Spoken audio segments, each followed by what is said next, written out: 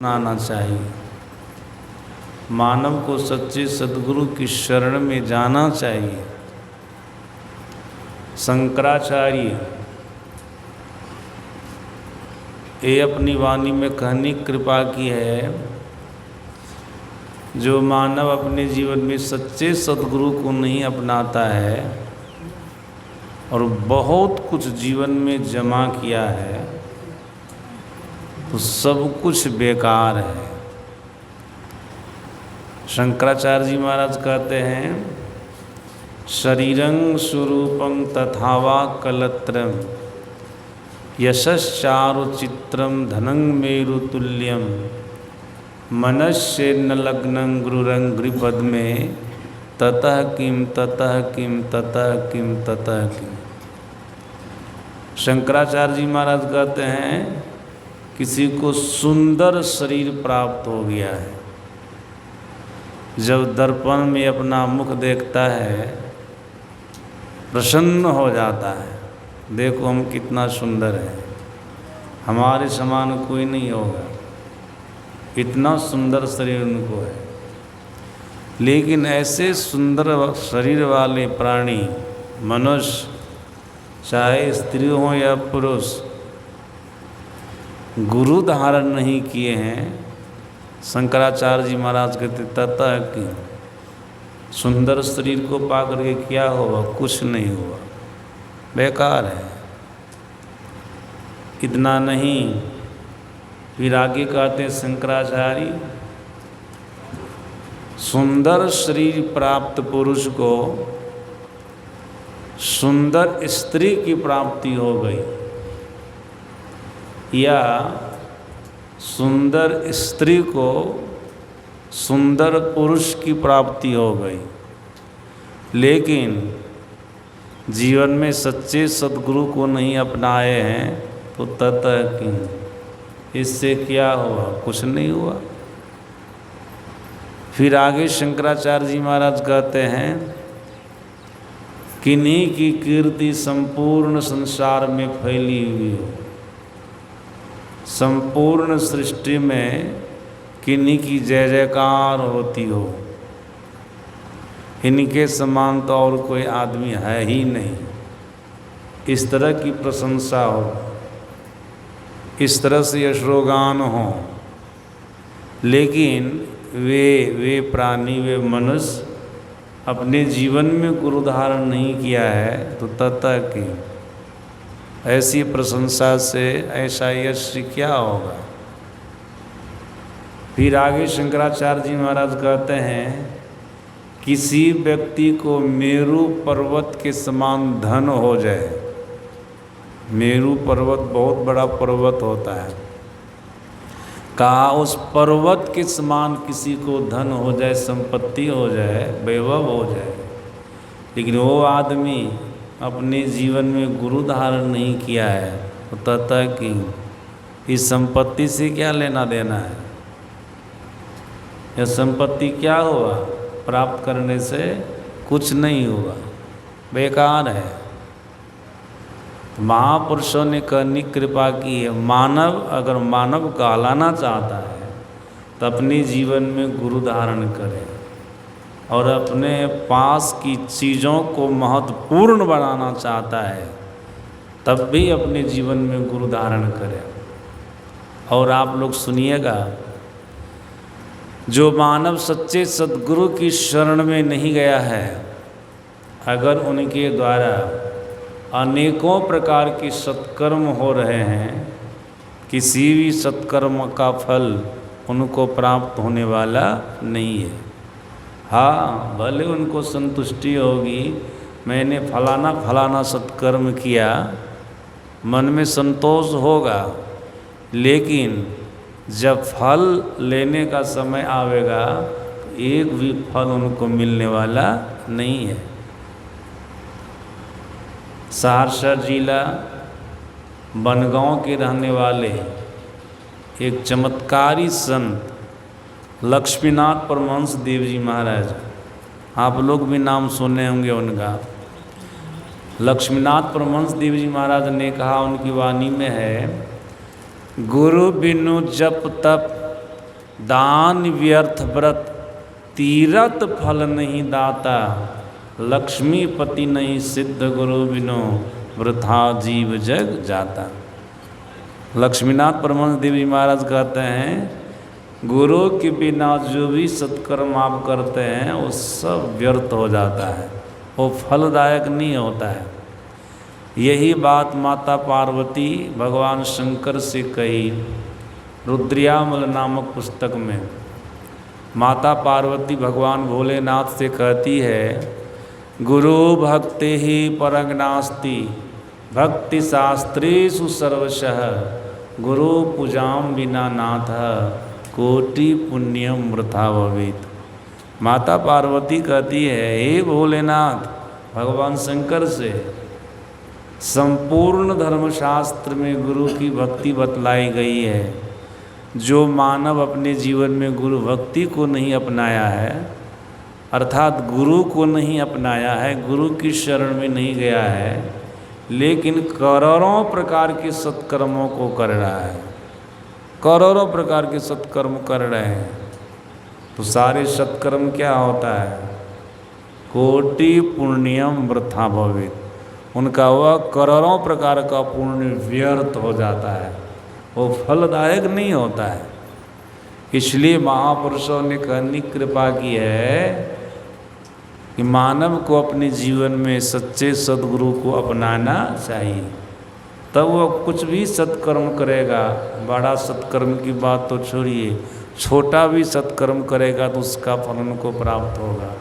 लेकिन गुरु के अभाव में किसी प्रकार के सत्कर्मों को करेंगे उसका फल उनको प्राप्त होने वाला नहीं है। गुरु बिनु माला फेरता, गुरु बिनु करता दान, गुरु बिन सब निष्फल गया बूझो वेद पुराण। पूछ सकते वेद पुराण से, मतलब इसका अध्ययन करके आप जान सकते कि हाँ ये बात सच्ची है। गुरु के अभाव में कुछ भी सत्कर्म करेंगे उसका फल आपको नहीं मिलेगा।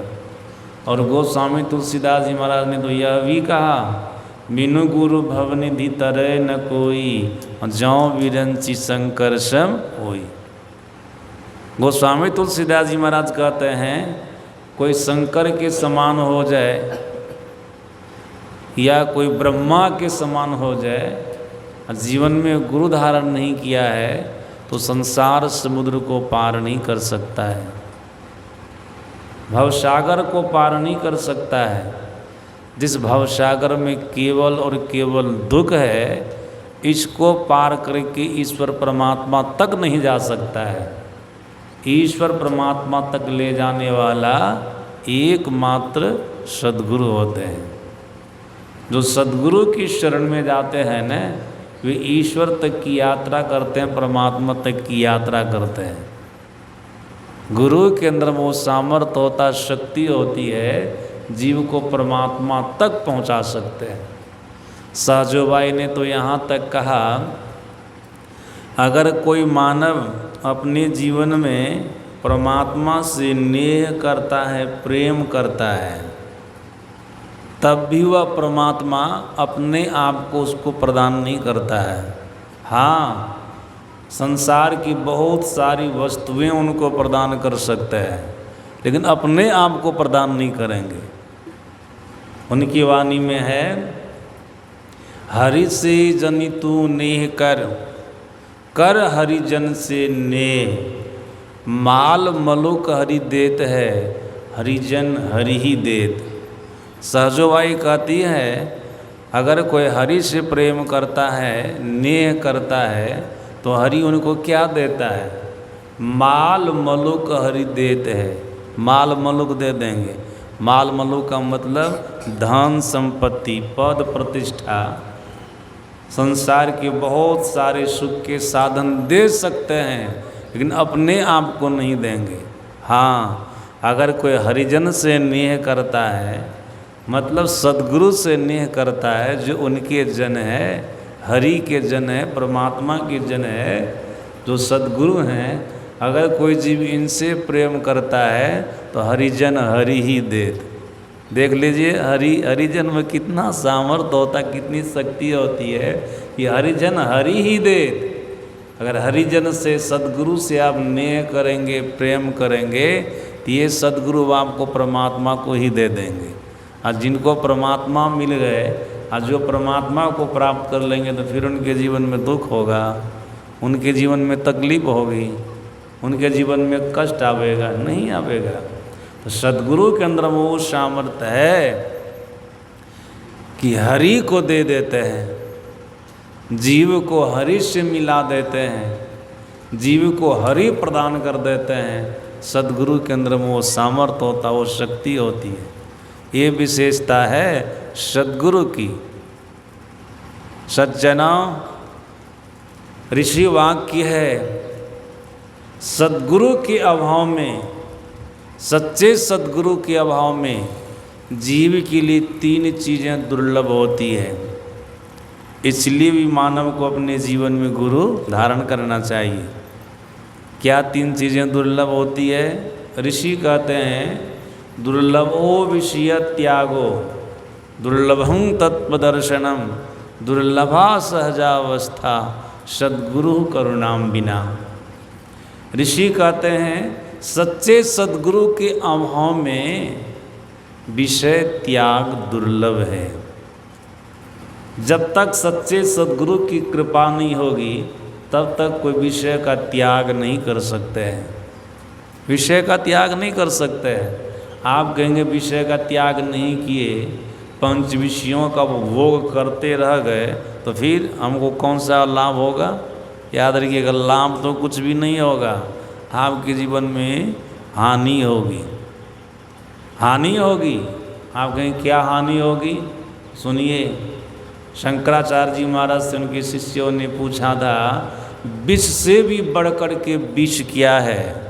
इस पर शंकराचार्य जी महाराज ने कहा था 5 विषय, ये समस्त विषय विष से भी बढ़कर के विष है। सज्जना फिर महापुरुषों ने कहा साधारण विष का पान करने वाला प्राणी एक बार मरता है, लेकिन जो विषय रूपी विष का पान करता है वो बारंबार मरता है, बारंबार जन्मता है।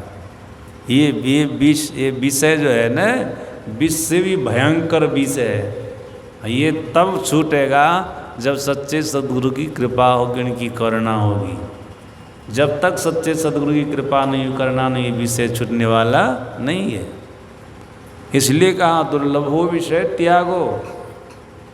फिर दुर्लभं तत्वदर्शनम, तत्वदर्शन का मतलब होता परमात्म दर्शन। जब तक सच्चे सद्गुरु की कृपा नहीं होगी तब तक जीव को परमात्म दर्शन, ईश्वर का दर्शन भी संभव नहीं है। ईश्वर की, सद्गुरु की कृपा होगी तब कहीं आपको ईश्वर का दर्शन होगा, परमात्मा का दर्शन होगा।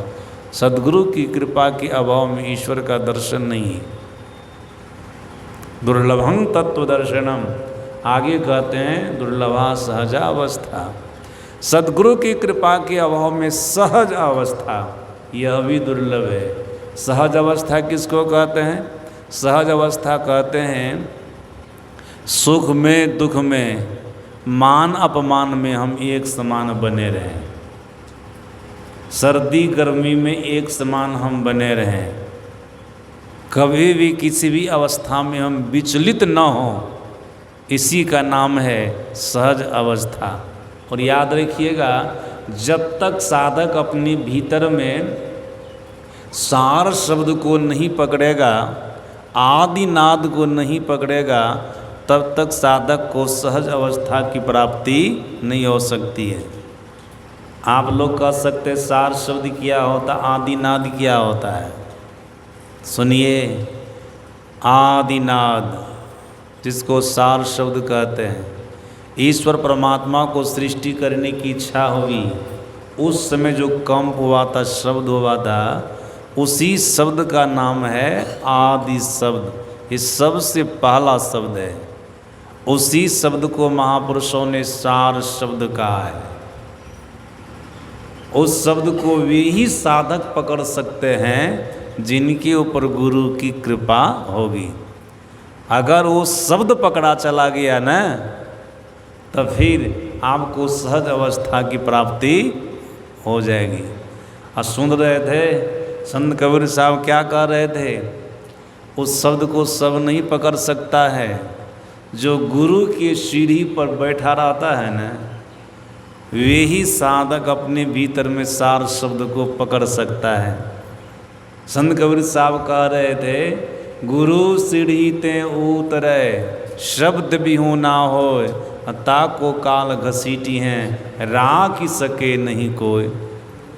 संत कबीर साहब की वाणी है। संत कबीर साहब कहते हैं, जो गुरु की सीढ़ी पर बैठे रहते हैं वे ही अपने भीतर में सार शब्द को पकड़ता है, और जो गुरु की सीढ़ी से नीचे उतर गए वे साधक शब्द से रहित तो होता है, अपने भीतर में शब्द को नहीं पकड़ पाता है।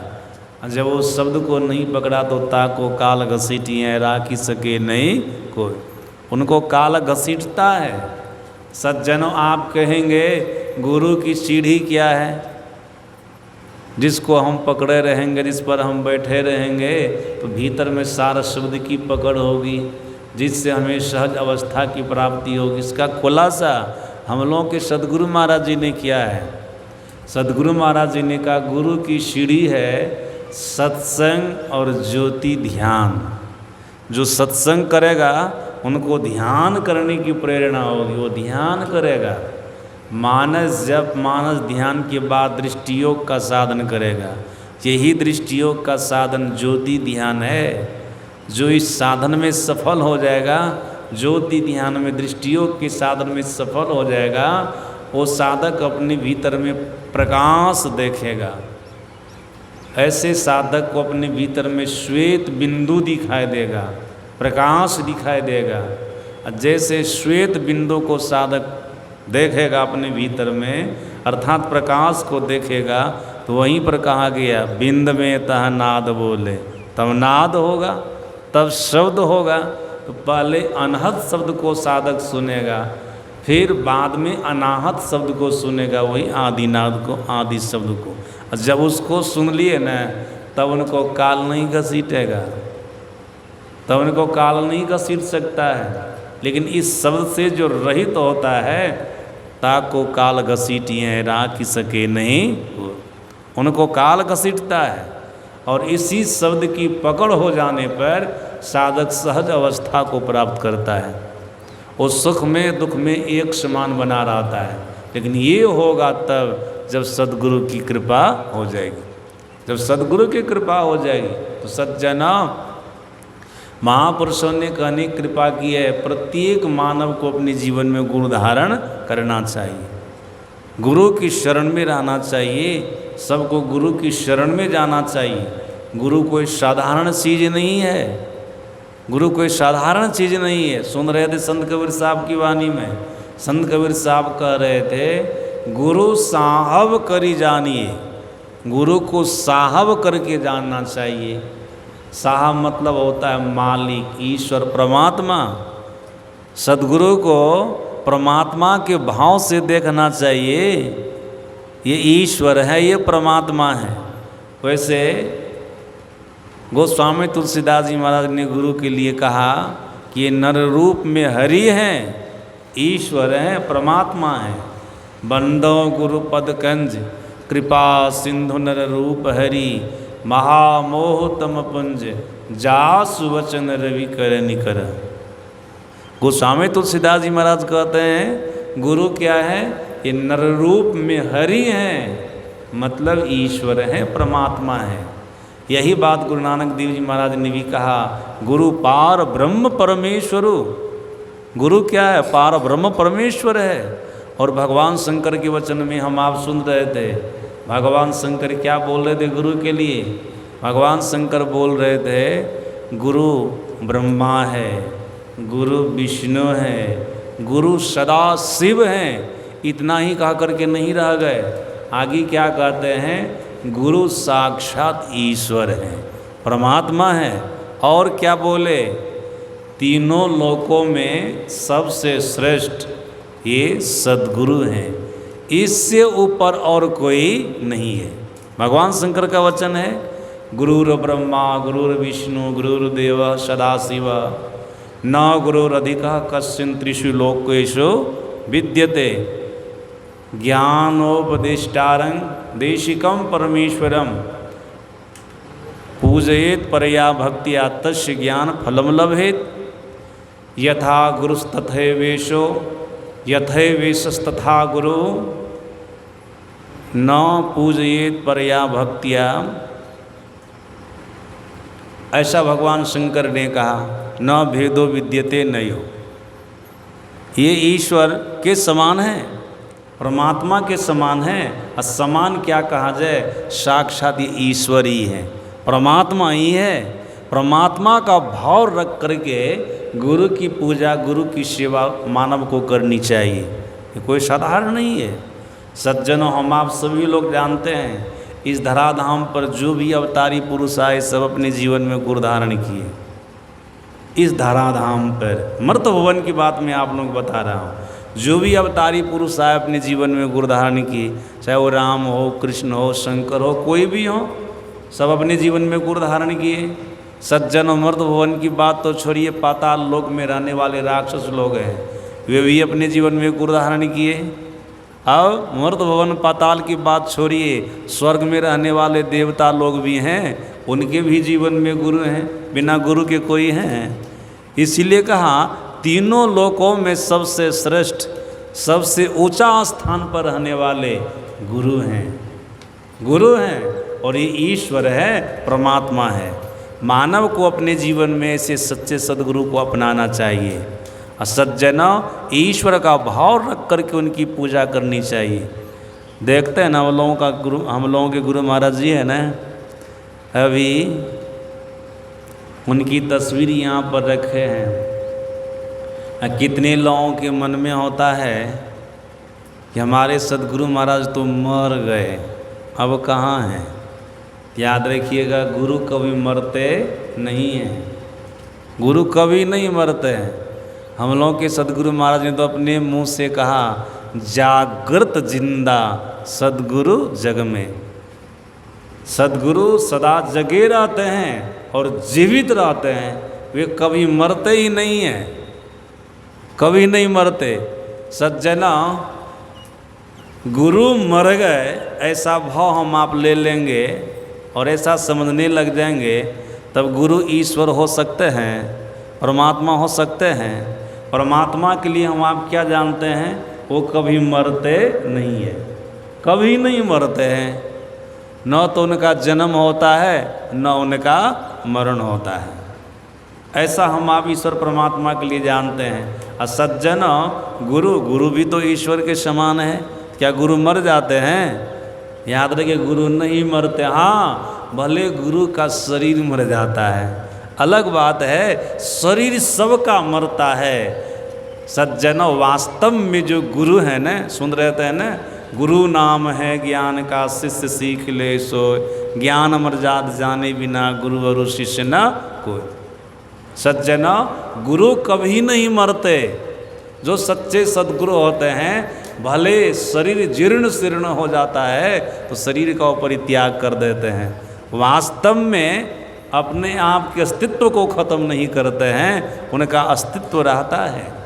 सज्जनों, भले फोटो है सद्गुरु महाराज जी का, लेकिन इस फोटो में हम आपका भाव ईश्वर का होगा, परमात्मा का भाव होगा, तो परमात्मा वाला काम यहाँ से संपन्न होगा, परमात्मा वाला काम यहाँ से संपन्न हो जाएगा। महर्षि संत सेवी परमहंस जी महाराज जब शरीर में थे, तब की बात मैं आप लोगों को बता रहा हूँ। अपने प्रवचन में कहा करते थे, खास करके गुरुनिवास में जब भोजन करके बैठते थे तब भी बोलते थे। कई बार मैं उनके मुखारबिंद से सुना हूँ। एक माता जी थी दुमका की, सत्संगी थी, सद्गुरु महाराज जी से दीक्षा ली थी। गुरु महाराज जी के प्रति अटूट श्रद्धा थी, अटूट विश्वास था, ईश्वर का भाव था। एक बार संध्या के समय सद्गुरु महाराज जी को सांझ दिखाने के लिए गई। सांझ दिखाते ना लोग, माता जी सब खास करके शाम के बेला देवी देवता को, भगवान को सांझ दिखाते हैं। सांझ दिखाने के लिए गई,